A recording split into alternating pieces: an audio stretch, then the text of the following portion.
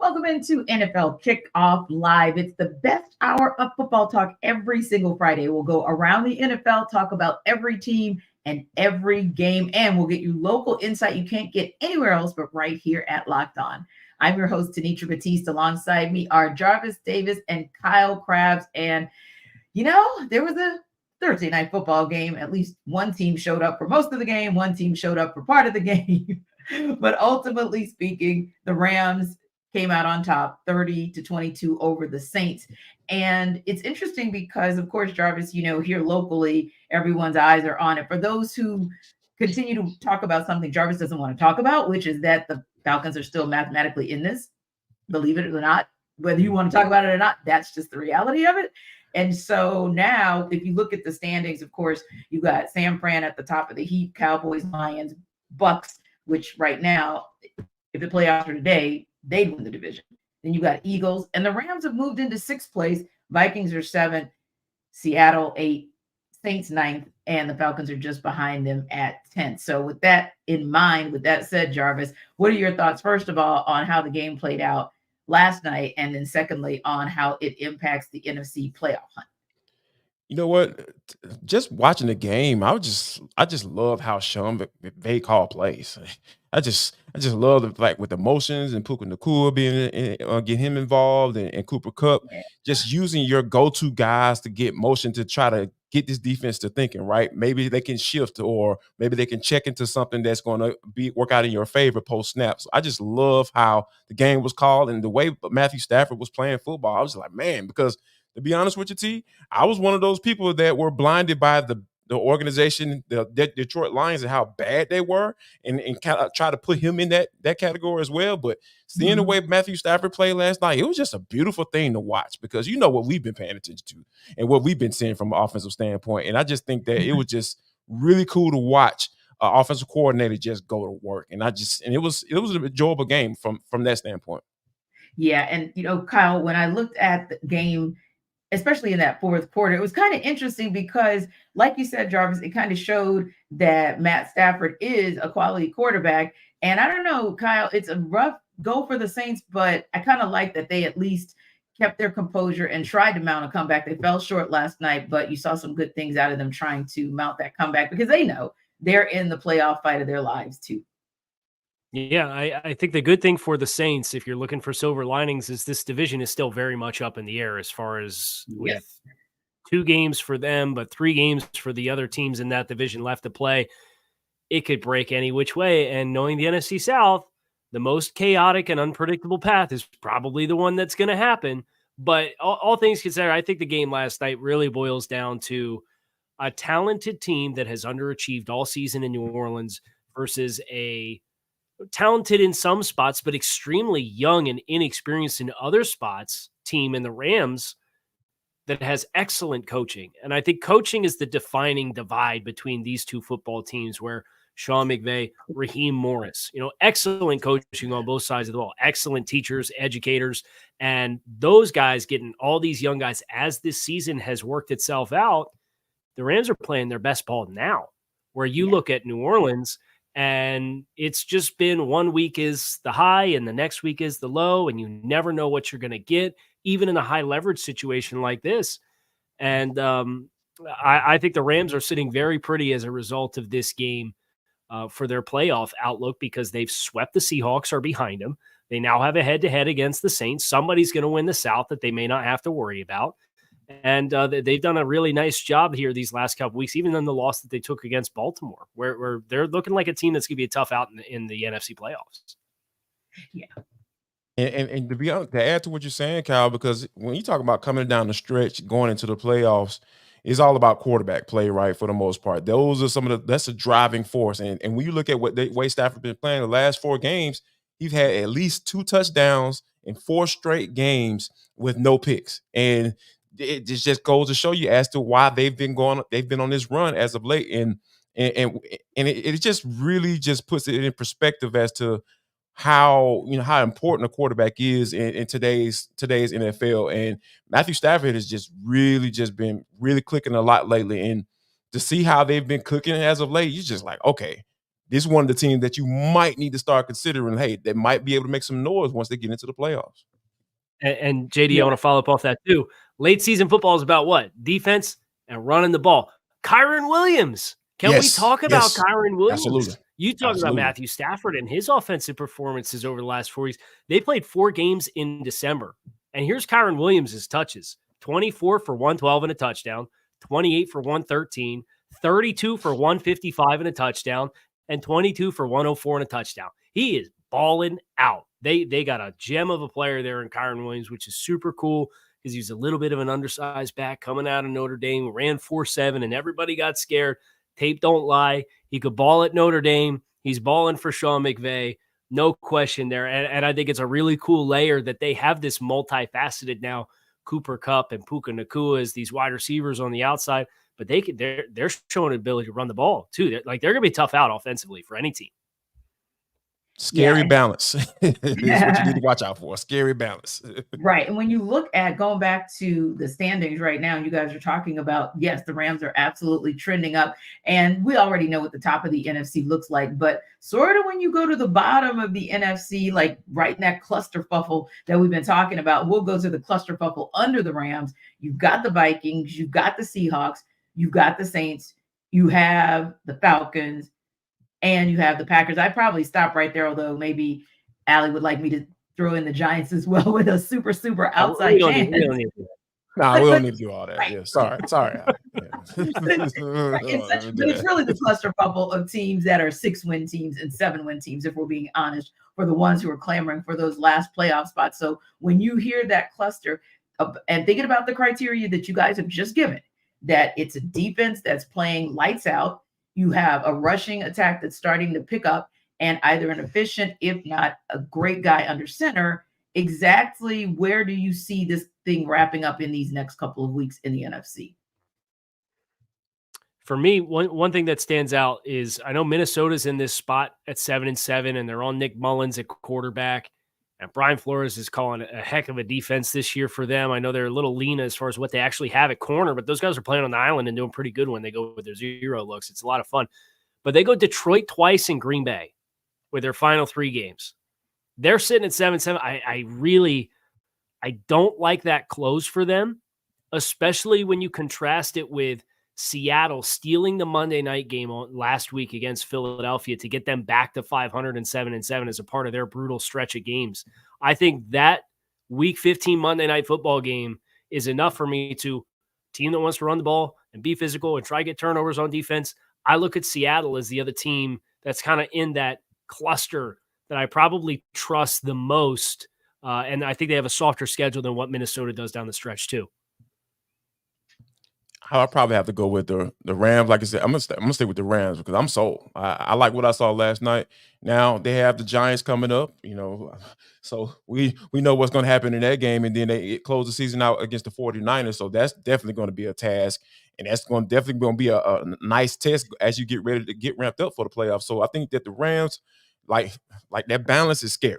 Like when you talking about, because Sean McVay want to be able to sling the ball around. Of course, you can do that with a guy like Matthew Stafford at the helm.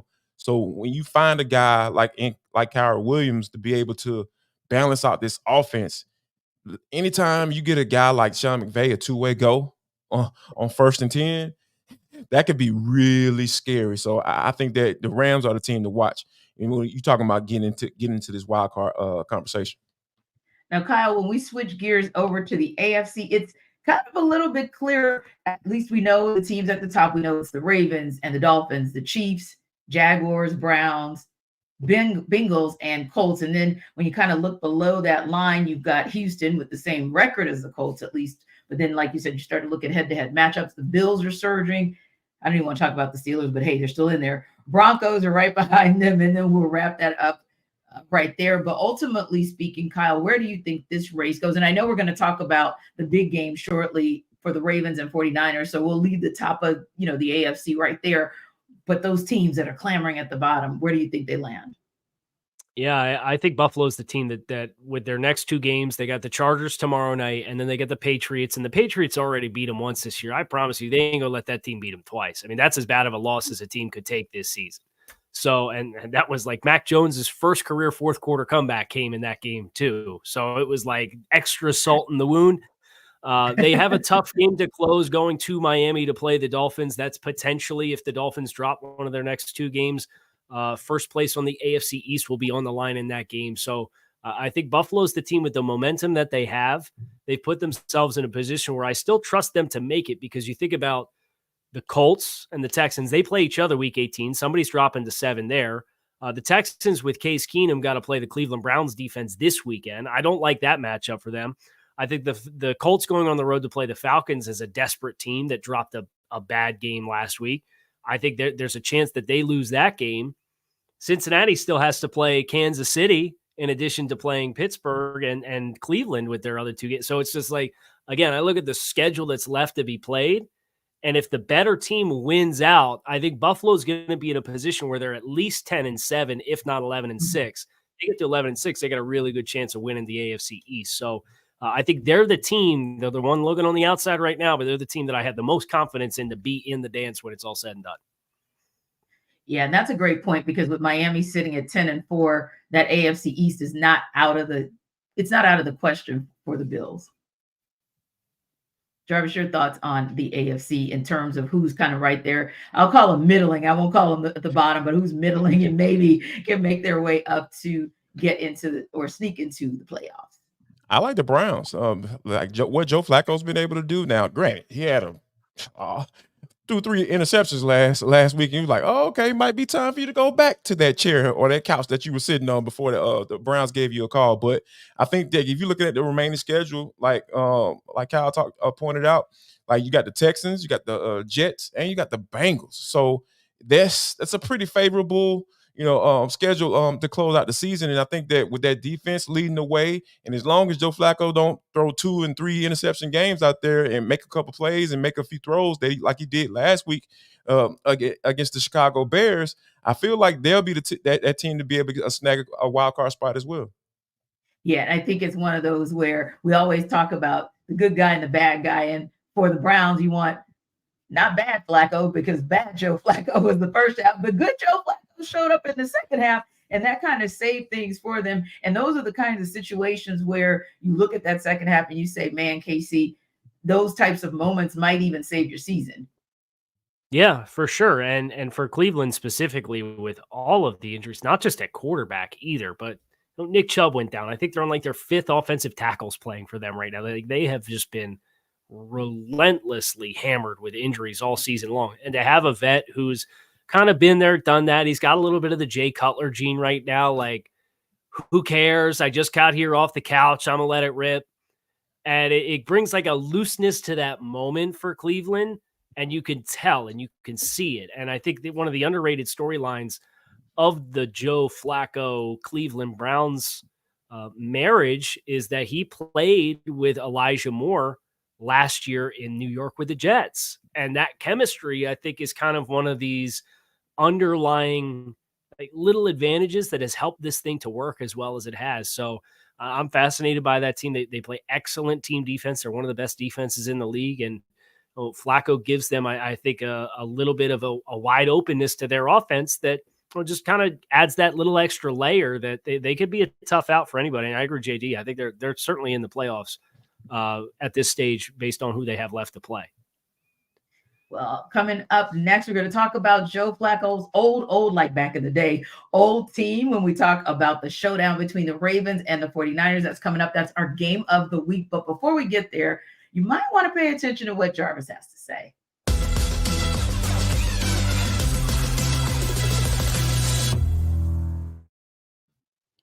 Guys, Jarvis Davis here for Prize Picks. This episode of the NFL Kickoff Live Show is brought to you by Prize Picks. It is the largest daily fantasy sports platform in North America. Yes, big deal for big people and for a big platform. Yes, Prize Picks. You need to go there right now. PrizePicks.com/LockedOnNFL. We are the easiest and most exciting way to play daily fantasy sports. It's just you against the numbers. Instead of battling against thousands of other players and pros and sharks and bots and AI and whatever else people want to throw in there, you can just pick more or less than on the player stat projections, and watch the winnings roll in. It's just that easy and just that simple. So here's another little cool thing you can do also. With the basketball season here, you can now pick combo projections across football and basketball from the Specials League, a league created specifically for combo projections that includes 2 or more players from different sports or leagues. For example, you can get LeBron James and Travis Kelce at a 10.5 combo of 3 points made plus receptions. It's really, really cool. You need to check it out right now. So all you got to do, guys, go to prizepicks.com/lockedonnfl. prizepicks.com/lockedonnfl and use code lockedonnfl for a first deposit match up to $100. Prize Picks is daily fantasy sports made easy.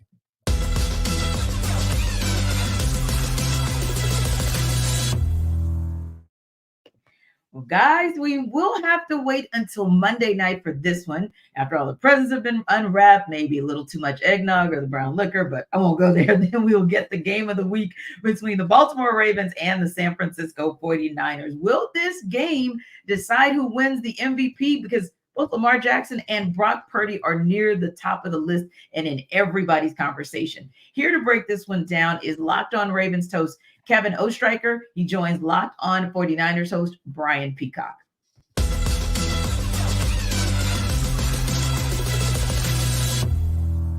Looking at that FanDuel line, 49ers at home favored by 5.5. What do you think about that line, and what's this path to Baltimore victory for you?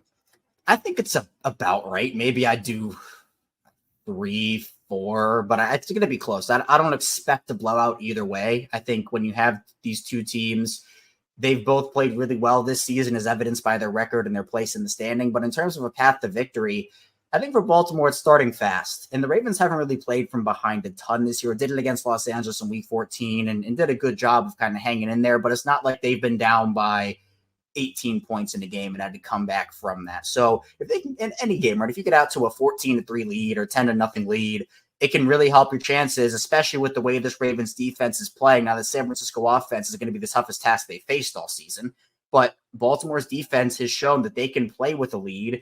And Baltimore's offense, I think you were expecting from that Greg Roman to Todd Monken exchange on the offensive coordinator side of things. Oh, the Ravens are just going to throw the ball a ton and they're going to do away with the run game. Well, they've actually implemented a lot of what Greg Roman has done, and they've been, as we talked about, they're the second best rushing team in the league in terms of yards per attempt. So if they can control the clock, be good in the red zone. The thing with Baltimore's defense is that deep touchdown on Sunday night to Jamal Agnew that Jacksonville had might have been the first deep shot touchdown they've had all season, because what Baltimore does is it's almost like the bend don't break mentality, where they'll let you take short stuff, they'll let you take intermediate, but you are not going to beat them deep. And then they tighten up in the red zone. Their philosophy is if we can hold the opponent to either a field goal or no points on every single drive, we trust our offense enough, headlined by Lamar Jackson, to go score more than that team. So for Baltimore, it's not breaking, not giving up deep stuff. And of course, defending the screens and all the things that San Francisco does so well, because this is an offense unlike anything they've seen this season. So it's going to be a test all the way around. These teams are so similar because Croc and I have talked about it all season long. We're doing our keys to victory, and it's like, play that bully ball, get out in front, because these teams are, and it's not a bad thing to be a really good front runner. And both of these teams are really good front runners. You get the lead, and then you're a good running team, and then you have your whole playbook at your disposal, right? And that's what makes Kyle Shanahan's team so tough to defend against. So you don't want to get one dimensional and get down early. I think that one's huge in this game for me. I've got the 49ers. I'm going to go 6. I'm going to say they cover it by 0.5 point. I'm going to go 30-24 in this one. And if it does come down to field goal kicking, though, obviously the Baltimore Ravens have the advantage over most teams there. And that would be interesting to see the rookie come up. The rookie missed a game-winning kick earlier this year against the Cleveland Browns, and the 49ers lost that game. It was their first loss of the season after Brock Purdy actually led a potential game-winning drive, but they missed the kick to go win it. We'll see if the young man, if it is one of those close games in prime time, is up to the challenge there. So that'll be interesting. But these teams are so similar, and I can't wait to see how this plays out. And yeah, look, 1 seed might not exactly be at stake in this game, but MVP might actually be at stake here. So it's a fun one. I can't wait for it, man.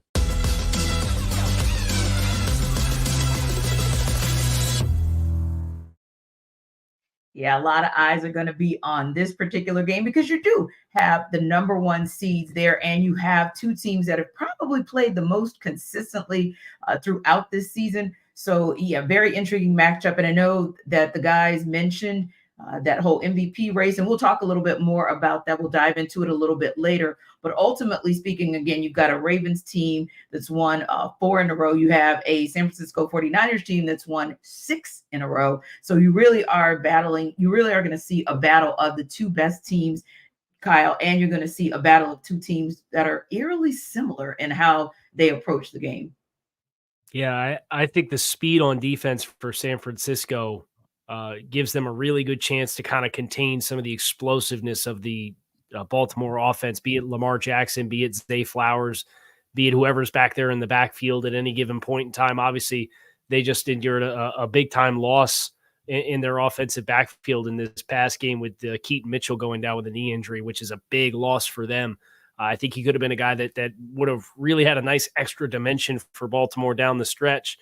And instead, this San Francisco defense is just so tough, and their linebackers with Warner as instinctual as he is, and Greenlaw with how explosive they are on the second level, it really gives them a unique advantage when they play team defense to have so much speed on the second level. They got pass rushers they can get after it. They got guys they can win in the trenches. I don't think Baltimore's really going to be able to bully them. So as I look at this game, I look at the San Francisco defense, all the eyes on the offensives and the quarterbacks and all the yards and all the points. I think the defenses are going to tell the tale of this, and I really like what San Francisco is going to bring to the table. Yeah, this is so interesting. I feel like when they talk about how I love how the guys talk about how these teams are so similar, because like when you just named off Greenlaw and Fred Warner, the immediately came to mind Patrick Queen and Roquan Smith popped in my head. I was like, oh my God, these dudes, this is crazy how these teams are built. So I think the defense is definitely going to be the catalyst for who wins this game. And I think that this is a type of game that you're gonna really understand what it means to have guys on that second level of the defense out there making plays for you, commanding the defense and being able to respond to what they are seeing out there on the field, because the adjustments are going to be made.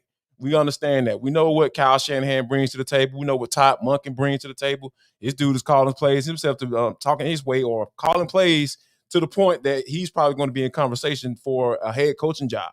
At least, and he has his quarterback in those MVP conversations that we're going to talk about a little bit later on. But I just feel like this is the type of game where that's going to be who we're talking about after the game. I know Lamar and Purdy, I understand that matchup, but I love this matchup of these defenses and how they're going to respond to these offenses, because I think that's going to be the key to who actually win this game. Yeah, you think about that chess match that can go back and forth between Shanahan and Harbaugh, and you love to see it. And so I'm thinking, like, Brian was mentioning how his prediction was 30-24, right? Predicting a very, very close game. But I'm thinking, Kyle, is this one of those games where one of these teams surges ahead, the other kind of comes back, and then whoever has the ball last wins? Like, what kind of battle do you kind of see in this game? And maybe give me an X factor other than, because we already know, like you guys said, we already know who the keys are to this game on defense and offense, but give me an X factor for whichever team you think is going to win the game. Yeah, I think Baltimore's X factor is probably Kyle Hamilton, just with all the different places that he can line up and play. JD talked about the speed on the second level with Roquan Smith and Patrick Queen, and if anybody's going to match linebackers with San Francisco, it can be Baltimore. But that nickel player being Hamilton, who can play high, he can play in the slot, he can play on the second level, he can play on the edge. When you play a team like San Francisco and they like to go heavy, they'll go 21 personnel, they'll go 12 personnel. They'll put tight ends out on the field, they'll put a fullback out on the field, they'll put multiple backs out on the field. To stay and have a guy like Kyle Hamilton who can provide you answers for as many different personnel groupings without having to run a bunch of guys on and off the field to try to match is really, really helpful. And I think if Baltimore is going to take care of business, Kyle Hamilton's going to have to not only play a good game, he's going to have to make some splash plays for Baltimore against San Francisco's offense. And to answer your original question, Tanitra, I think this is a little bit more of a slog. I don't think this is a wide open game. I think this is a close to the vest. I think this is 20-17, 24-20 type of game. I'd be surprised if somebody hit 30 on Monday night. I was thinking the same thing. I thought that the 30-24 was kind of a little bit like pie in the sky because, in my mind, and I don't know which way it goes, but that 24-20 just keeps ringing in my head that somebody in the end is going to make that play, and the other team is simply not. And it's going to be one of those inside the 2 minutes. Somebody has an opportunity to win the game, but somebody else is going to have the opportunity to keep it close or close it out. So, okay, to be fair, Kyle, since we gave one team the opportunity for you to give the X factor, we'll take the other X factor from the other team as well. Well, I would have to go with George Kittle. I think Kittle is a guy that you have to take a look at and say, okay, this is one of those games where, because Kittle can be up and down, because I know this for a fact because I have him on my fantasy football team and I've had to bench him from time, So I'm just like, all right, I'm starting Sam Laporta. That's what I'm going with, with this whole situation. So I think, but this is the type of game that when you have so much attention being paid to a guy like Deebo Samuel, and what they're trying to do in the run game standpoint, you're going to get all these motions and different looks on pre-snap from Kyle Shanahan's offense. I just really feel like this is the type of game where, hey, let me go find this tight end, let me get this guy involved, because I know there's some game-breaking opportunities that he's going to have with all the attention being paid to every other aspect of this offense. So I feel like this can be a game that George Kittle can definitely be a big X factor for the San Francisco 49ers to get this win. KC, what's that one weakness that nobody maybe talks about, like a sneaky weakness of the 49ers that the Ravens can take advantage of? And I know they don't really have a lot of weaknesses, so that one kind of makes you think. The health of Trent Williams. I think the offensive line is so different when Trent's not on for them. So, yes. And not that you're going into a game trying to hurt Trent Williams or anything like that, but like if you had to ask me how this game plan could completely go sideways very quickly, it's if Trent Williams were to hypothetically get banged up and to miss time. I feel like you really have to scramble against a Baltimore defense that has Jadeveon Clowney playing the best football that he's played in a really long time. They got Justin Madubuike with 12 sacks this year, who's playing absolutely lights out. It's been really impressive to see the leap that he's made. So maybe not something that Baltimore could directly exploit, but something that, the 3 games that they lost, he went out there for them, and it showed in a big way. I think they're a totally different team. If you had to list a non-skill player and with the best case to be made for MVP, Trent Williams probably that dude, because of just how different that offensive line and that offense looked without him on the field. Indeed. And what about the Ravens, Jarvis? Kind of what's that sneaky weakness of theirs, or if some player or something goes wrong, where can the 49ers maybe, and I'll use exploit loosely, but where can the 49ers kind of take advantage of that? I mean, this may be a little stereotypical or obvious answer. It's the Ravens wide receiver group, right? Like if they're able to get up there and challenge those wide receivers and be able to play some man coverage and come down, put another man in the box and try to figure out what Todd Monken's how they're gonna attack him with Keith Mitchell being out of the equation. I think that is going to be something that they can really take advantage of. These wide receivers don't get out there and make sure they're beating that man coverage or making sure San Fran isn't bringing that extra safety down into the box and giving those 8-man boxes. Those, I feel like that's the way they can take advantage of them if those wide receivers aren't out there making plays and doing what they're supposed to do. And one more question for you guys before you wrap up. KC, first is this, and we know that it could be a Super Bowl preview, but do you feel like this is probably the Super Bowl preview? I'll fade it. I'll take the field. And some of that's just law of averages. If you give me all the other combinations versus this one, statistically speaking, you're probably going to have a better chance of taking the field. But I think the AFC is so highly competitive, and I don't see Baltimore winning this game. And then they have Miami the following week, where they really run the risk of, like, if you lose that game, do you end up the 3 seed? Yeah. And you feel like there's probably 4 or 5 teams in the AFC that you feel like have a legitimate case to be made that they're going to be playing their best ball at the right time of year and get hot. I think San Francisco has a really good chance to be the NFC representative. But I just think the AFC there's a lot of parity with the top teams. KC's not the team that they've been in the past. So I'll take the field as far as, just the various amount of outcomes that you may end up seeing out of the AFC.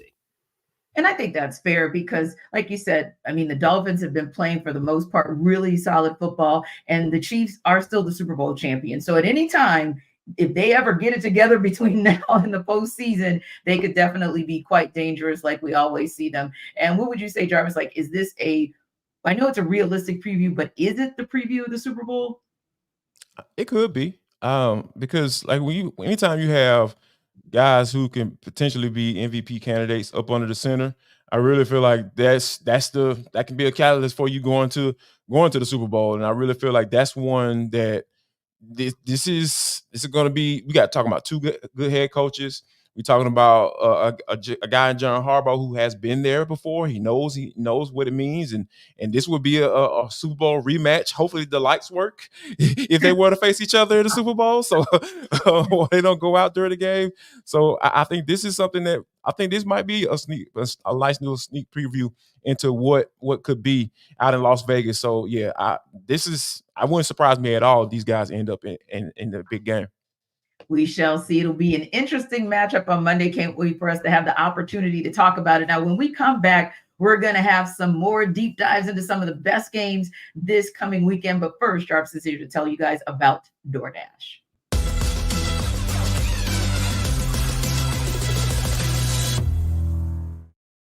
Man, hey, Jarvis Davis here for DoorDash. This episode of NFL Kickoff Live Show is brought to you by DoorDash. If you've been sitting here watching us, or if you've been sitting at home on a good Sunday and your stomach just start to rumble and it just rumble in the jungle, it's like, rah, rah, rah, rah, rah, rah. You know what you need to do? You need to go to DoorDash because you can get up to 50% off a $10 value when you spend $15 or more on your first order. All you got to do is just download the app and enter code LOCK23 because they have so many options right there for you. I'm talking about pizza, wings, sodas, burgers, buns, whatever you need. They have it right there for you. You can even, get some chips, some dips, some nachos. You're trying to get ready for the Super Bowl like we were just talking about. All you got to do is just go to DoorDash and they will get that thing right to your house. Get some groceries too. Because I know I just ordered some groceries the other night on using DoorDash because I didn't feel like going anywhere. So you can do the same thing. So all you got to do, guys, take advantage of this amazing offer that's 50% off up to $10 value when you spend $15 or more on your first order when you download the DoorDash app and enter code LOCK23. That's code LOCK23, subject to change, terms apply.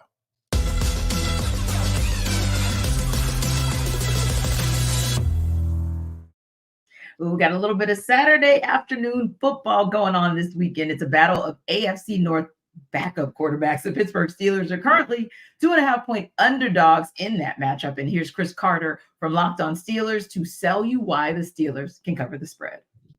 I'm Chris Carter of the Locked On Steelers podcast. If the Pittsburgh Steelers are going to cover the 2.5-point spread against the Cincinnati Bengals, the Bengals being favorites in that matchup, the Steelers have to turn around a lot of trends that they've shown in recent games. The Steelers started off the season 7-4, riding high, looking like they had a chance to maybe win the division. Since then, they have been 0-3, and you've seen some terrible trends go against them. After in their first 10 games, the Steelers had given up a total of 8 turnovers in those 10 games. Since then, in the last 4 games, they've given up 6 turnovers. That trend has to change. The Steelers have been a team that when they were at their best, they were among the best turnover differential in the NFL. That has since changed, and now you're seeing the results in their 3-game losing streaks, all to opponents who were teams that the Steelers should have beaten if you looked at their team. Now, they're also a team that's extremely banged up, and they're a team right now that's lacking any of their starting safeties or any of their top backup safeties. They're down to Patrick Peterson and Eric Rowe, a guy they promoted off of the practice squad after signing him to come off the couch just a little bit ago. So their secondary is going to have a lot of problems. They're going to have to communicate a lot. They're going to have to play some basic looks a lot. That means that TJ Watt in that defensive front is going to have to be very disruptive against the Bengals. And on the flip side, the Steelers with Mason Rudolph, they're going to just have to possess the football. They're going to have to run the ball, and that's another trend that they'll have to turn around. The last 2 games, the Steelers have rushed for under 100 yards in each performance. In the 5 games before that, over 130 yards in every single contest. They have to turn around the turnovers. They have to turn around the run game, and they have to get the defense back to playing at a higher level. All those things can happen if they play the Bengals, but it's a hard time seeing that after the last 3 performances that they have and the injuries that have mounted up for them. The one thing I will say that could hit is the over-under being set at 38.5 points. The Bengals defense is also dealing with some injuries with DJ Reader out on the defensive front. The Steelers dealing with a lot of injuries on their defensive side. This could hit that over at 38.5 points. Bet on that. But if you're looking to bet on the Steelers, you're betting on them turning around a lot of things late in the season where they've been struggling over the past 3 weeks. That would be a long stretch, but we've seen crazier things happen in the NFL. I don't think there's anything crazier than that, but okay, Chris. So when you think about where the Steelers are, I literally think Chris outlined 17 things that have to happen for the Steelers to win this game. And I don't disagree with him. The challenge is that probably 2 of those 17 can actually happen. That's the biggest challenge there. And you look at, you've got 2 backup quarterbacks, but let's be real. Jake Browning, that's a solid backup quarterback. That's a backup quarterback that, he kind of started off shaky. And actually the last game that he started in or played in and the Bengals lost, it was against the Steelers.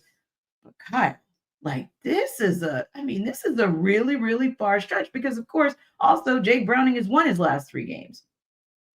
First of all, Chris has the audacity to look at America in the eyes and tell them to bet the over on a Pittsburgh Steelers game. I don't care if it's in the 30s.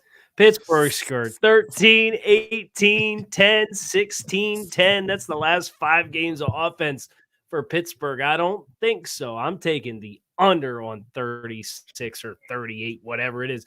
But as far as the game itself goes, they just feel like they're 2 teams going in opposite directions, right? Like Cincinnati has found a way to get hot. I think the one wild card for this game is Jamar Chase and his injury, but you saw T. Higgins step up, and T. Higgins makes the play of the game last week against Minnesota where he catches that ball right on the sideline, makes the decision to kind of extend the ball out to get it over the plane of the end zone, risks fumbling into the end zone, which would have been a turnover. Like a really, really, really good play. And I think Cincinnati has done a good job as their offense has had to evolve in putting their skill players in position to be successful and make plays. Where I contrast that with Pittsburgh, and regardless of whether you fired Matt Canada or not, it just feels like we're trying to do the same things and just wait for the light bulb to come on. And that for me, it's just not working. It's not clicking. And then you have effort problems. I don't care if George Pickens was trying to not get his leg broke like Tank Dell was along the goal line when he's blocking. He chose not to block a defensive back on the goal line that prevented his team from scoring a touchdown. And like that stuff happens every week. It's just we're getting close to the end. You can see the light at the end of the tunnel is getting bigger. Okay, week 18's almost here. I see Pittsburgh continuing on their trend, and I see Cincinnati continuing on theirs personally. Yeah, I would say the same. And Jarvis, when you look at, just like Kyle said, you look at the Bengals kind of rallying in all different ways, right? They are winning games in all different ways. Pittsburgh's kind of losing games the same way. They're losing games the same way as they did before Matt Canada's departure. You look at what happened just last week, and it's like, okay, if Mason Rudolph is supposed to be the answer, if Kenny Pickett, in the absence of Kenny Pickett, and God forbid it's Mitchell Trubisky, but I mean, that alone is kind of scary in terms of what the Steelers can do, not just this week, but really for the rest of the season. And what's even more scary, T, last week, Mason Rudolph threw his first pass in the NFL since 2021 against the Kansas City Chiefs. Yes. Dude wasn't even in the league last year. So, yeah, this is like, I know there would have been 58 different starting quarterbacks in the season, working on 59 more than likely if Zach Wilson decides to if Zach Wilson doesn't play. This is just not a good look. And when you have, Mike Tomlin and the rumors of people talking about they might part ways, or might be time for him to move on, and all this stuff, it's just and George Pickens talking about he doesn't want to block. I've never heard of anybody saying something like this out loud. Yeah. Like, I didn't block because, and you weren't hurt or dead. I just don't. It's the type of things that Mike Tomlin has had to deal with in his locker room. It comes from that wide receiver group. I don't know what it is about wide receivers and the Pittsburgh Steelers. Like, they just love guys. Hey, we'll take a chance on them. Come on down. You got talent. Come on down. And It's just too many things going on. Like you talk about, throughout this season on the show, when so many the off the field storylines are dominating the on the field or storylines, it's not a good situation. And I think that when you think about what the adverse to that is the Cincinnati Bengals. Joe Burrow gets hurt. Oh my! People expect everything to go downhill, but like you said, Jake Browning just been coming here, just being solid, doing what he's supposed to do. Yeah, he's made some mistakes, but they've been able to rally around him, saying, "Okay, we got you, man. We're gonna make plays for you." So when you have those type of things going on in Cincy, like, we understand exactly what's about to go down on this game, because this is the time of the year where things are going to get real tight, and we understand the teams that are shining right now. They understand the assignment, and we're going to continue to see that as we go along. Yeah, and you mentioned backup quarterbacks. There's another game there. The Houston Texans, they're hosting the Cleveland Browns this Sunday. That's a game that won't feature Deshaun Watson, of course, maybe not even featuring CJ Stroud. So it should be interesting that we might have yet another game where we're having backup face backup. But our Locked On Texans host is here to sell you why the Texans can cover as 2.5-point underdogs. Hey, everybody, I'm John Hickman with Cody Davis of the Locked On Texans podcast. And what are we talking about right now? We got 2 minutes to tell you how the Houston Texans can beat the Cleveland Browns at home at the NRG Stadium this Sunday. Cody, for me, you know what it is? It's creating pressure up the middle on the defensive side of the ball. The Houston Texans, Malik Collins and Sheldon Rankins have combined for 10 sacks and 64 pressures. The guards for the Cleveland Browns, they've allowed 10 sacks on the year, nearly 50 pressures and 40 hurries. I think for Houston, they're going to call upon Malik Collins and Sheldon Rankins, Khalil Davis, and newly signed defensive tackle Tyler Tart, who was signed and claimed from the Tennessee Titans.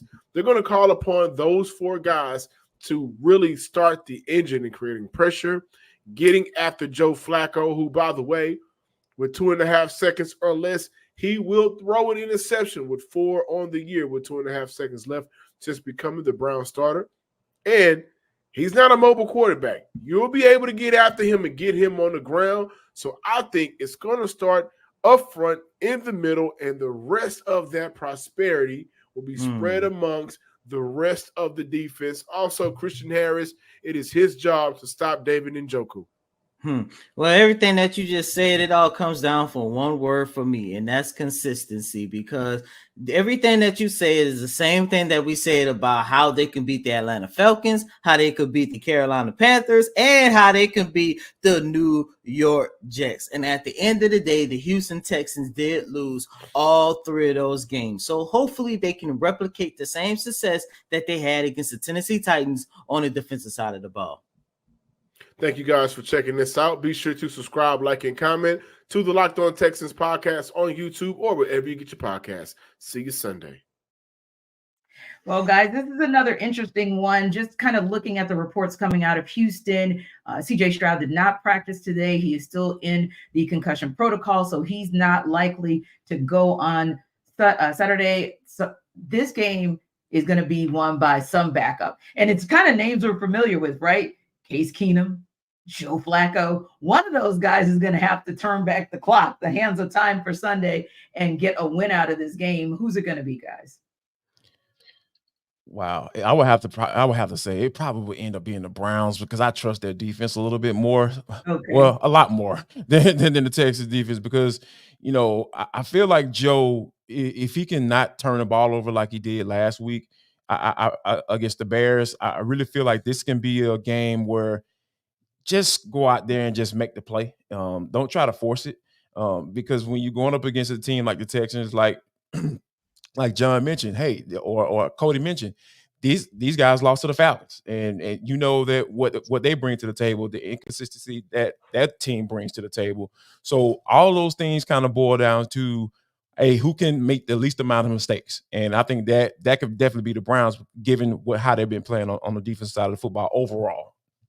Indeed. And Kyle, when you look at this matchup, how do you see it? Do you see it as one where the Texans can cover the 2.5-point underdogs? It's such a small line. It's such a small line that I think probably not. I agree with JD as far as like Cleveland's outlook for the game. Because it's not just CJ Stroud, right? Like Nico Collins has missed the last few weeks. I know he sounds optimistic, like he's going to play this week, but nevertheless, it's Tank Dell's down, and Nico Collins has missed time, and now he's coming back, and Case Keenum's throwing the football. So there's just a lot in flux, and I think if you're going to have success against that Cleveland defense, you have to be well-rounded to do it. And I'm just not sure they have enough in the tank. And look, I have a really hard time shaking the loss that they took to the Jets 2 weeks ago too, where that was a team that showed a lot of youth and inexperience in that moment, I thought. And now you are in the midst of a divisional race. You have a lot of injuries impacting major elements. You got a team in Cleveland that I think has a little bit more in the way of experience. That defense has been together longer. Joe Flacco at quarterback. Obviously, Case Keenum's an experienced player too, but it just feels like that Cleveland has a reason to play looser, where Houston, I worry about that element too, where they got to about halftime of that Jets game and they just looked like they wanted to go home. And something like that, they got a reprieve because of the way the division has broke for them, but I have a hard time shaking that, and I'll be very impressed if they're able to come out and not only cover the spread, but win the game. Indeed. Now we got two top-tier teams facing off Sunday afternoon. It's the Cowboys and the Dolphins. The Cowboys are 1.5-point underdogs in that game. Here's Marcus Mosher to tell you why the Cowboys can cover that spread. The Dallas Cowboys are 1-point underdogs against the Miami Dolphins heading into Week 16. I am Marcus Mosher from Locked On Cowboys to break down how the Cowboys can win this huge NFC-AFC battle. The Cowboys last week only scored 3 points in the first half against the Buffalo Bills. If they're going to want to upset the Dolphins here, they're going to have to get off to a quicker start. This is something that Mike McCarthy and Dak Prescott have been really good at doing on that side of the ball for most of the year. They've gone right down, scored touchdowns on their opening drives several times this season, but they haven't had the same type of success on the road. Expect that to change in Week 16. I fully expect the Cowboys to be much more aggressive on third and fourth down.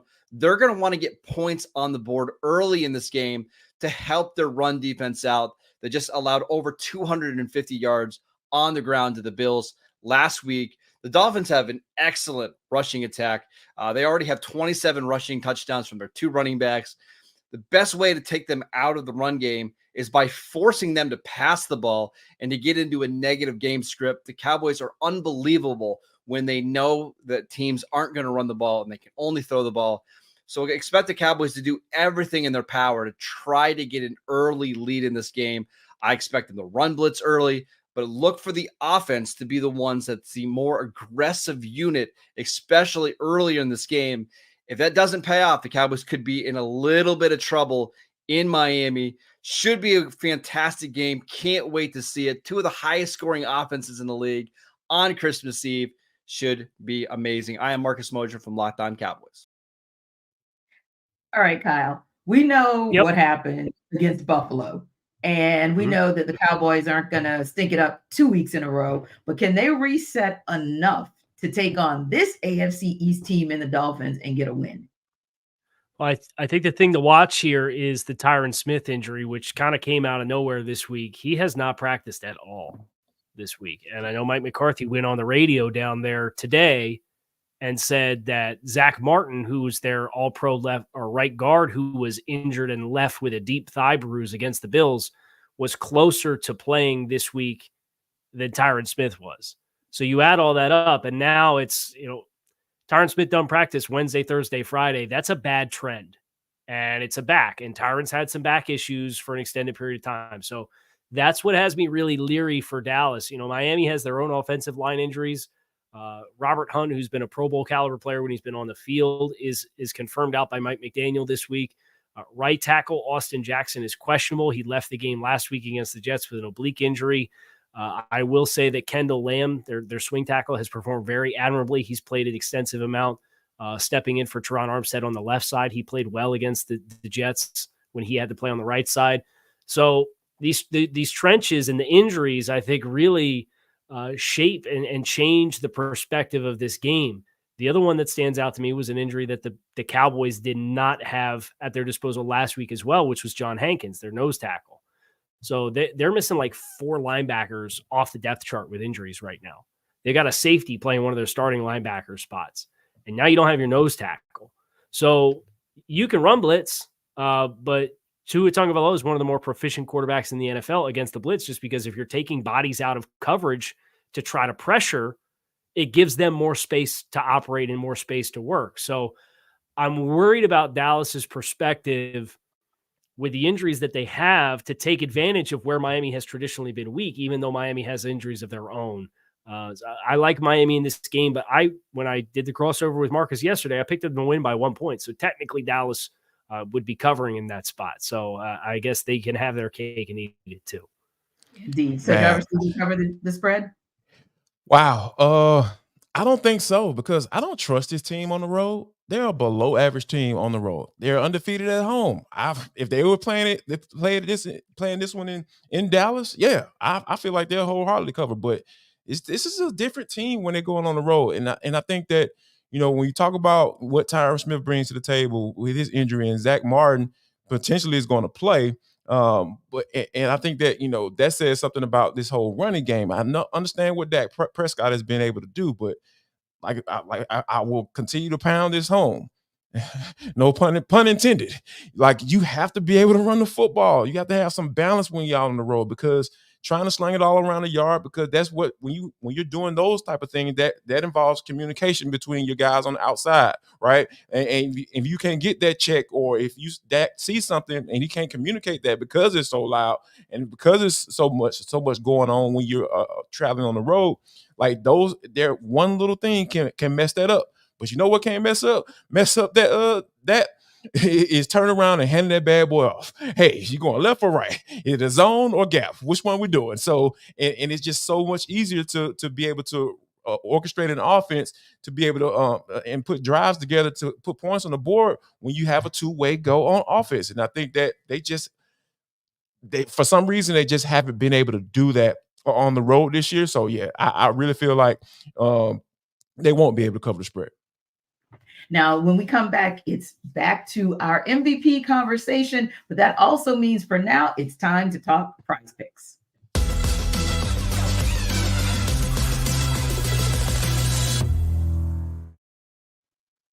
Jarvis Davis here for Prize Picks. This episode of the NFL Kickoff Live Show is brought to you by Prize Picks. It is the largest daily fantasy sports platform in North America. Yeah, we're kind of a big deal over here. It is the easiest and most exciting way to play daily fantasy sports. Instead of going up against the sharks and pros and guys like Kyle Krabs who know everything about NFL football, all you're doing is just picking against the spread, more or less, on the stat projections, and watch the winnings roll in. I'm telling you, there's another little cool feature that we have over here. Is the basketball season. We know it's pumping, guys. We're about a fourth of the way through the season already. Wow, time flies.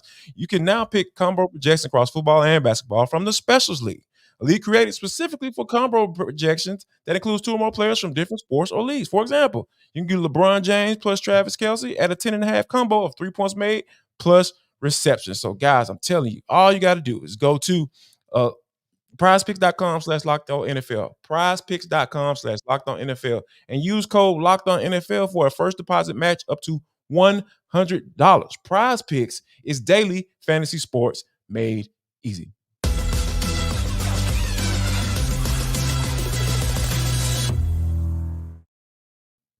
You know, guys, from week to week, the MVP race changes, who's at the top, who's got in second place. But for the last week or two, it's been Brock Purdy and Lamar Jackson, the 1-2 punch, depending on which side you fall on. But then you look down the list and you have Christian McCaffrey, Dak Prescott, Josh Allen is back in that conversation. Tua is still in that conversation. Tua Tagovailoa, as well as Patrick Mahomes, and kind of on the outside chance, especially with what's going on with the Eagles of late, is still Jalen Hurts, Trevor Lawrence, and Tyreek Hill. But I want to first go to this, guys, because I know we can talk ad nauseum about Brock Purdy and Lamar Jackson, and we will talk about them to wrap up. But when you look at that, or you think about the list I just shared, or even others that you kind of heard are in that conversation who are non-quarterbacks, who is the most deserving non-quarterback for MVP this year?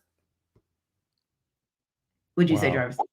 I would probably have to go with Christian McCaffrey. It's just the way he's been able to stabilize that offense. I understand, Trent Williams is a guy, but I can make a case for him being the MVP. But, offensive lineman will never win that award because it's just how it works right now. But I think that a guy who benefited from him being in that lineup, and you can really understand how dangerous this offense could be, is when Christian McCaffrey got that bad boy rolling, because they can turn around and hand it off to him, or they can put him in motion and line him up in a slide and throw it to him. Like, however you get him football, you can do that with him. And I think that he's just been a very strong candidate to be able to be that guy who should at least have some consideration. And I think he will definitely have the consideration, but it is a hard mountain and a long mountain to climb, because no running backs won that MVP award since 2012. Of course, that was Adrian Peterson. Yep. And before that, you look at LaDainian Tomlinson in 2006, and then Sean Alexander in 2005. So it's going to be a tall task for him to get that. But Kyle, besides maybe Christian McCaffrey, what other non-QB can you see having a very viable and can make a very viable case for MVP?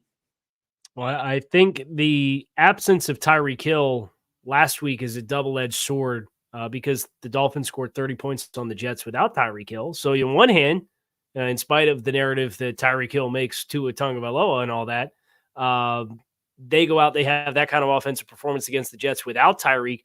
Maybe that hurts his argument a little bit. But if he does end up getting 2,000 yards, and it sounds like he's going to be a go against the Cowboys, now he's doing it in 16 games. So he doesn't even have the argument against him that he did it in 17 games with the extra game. So that'll be really interesting for me is if he does make this push for 2,000 and he sets an NFL record and it's an all-timer and he did it without the extra game, I think that's the argument. He needs about 153 yards per game on average. So it's a healthy amount, but Tyreek's putting up numbers big time in some big time moments too. So I wouldn't say it's impossible. I would agree with JD though, just because 44% of San Francisco's touches from scrimmage are run through Christian McCaffrey.